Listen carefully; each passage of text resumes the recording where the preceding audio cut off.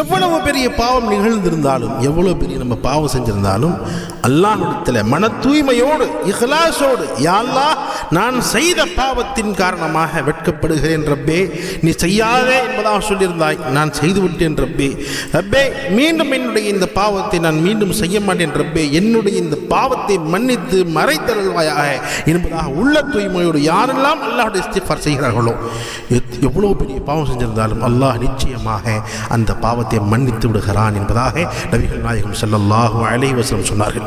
ஹதீஸில் பதிவாக இருக்கிறது, மனிதனுடைய பாவம் செய்ததற்கு பிறகு மனிதன் அல்லாஹ்விடத்தில் இஸ்திக்ஃபார் செய்கிறான் என்பதாக சொன்னால், பாவமன்னிப்பு தேடுகிறான் என்பதாக சொன்னால், அல்லாஹ் அந்த மனிதனுடைய பாவத்தை நிச்சயமாக மன்னிக்கிறான். எப்போ வரைக்கும் என்பதாக சொன்னால், இன்னல்லாஹ யக்பலு தௌபத்தல் அப்தி மா லம் யுகர்கிர், அவருடைய சக்கராத்துடைய நிலை வருவதற்கு முன்பதாக வரைக்கும், அந்த நேரம் வரைக்கும் அவன் அல்லாஹ்வுடைய இஸ்திக்ஃபார் செய்து விட்டான் என்பதாக சொன்னால், நிச்சயமாக எவ்வளோ பெரிய பாவம் செஞ்சிருந்தாலும் மனத்தை தூய்மையோடு அல்லாஹ்விடம் நம்ம கேட்டுட்டோம் சொன்னால், நிச்சயமாக அல்லாஹ் மன்னிக்கக்கூடியவனாக இருக்கிறான்.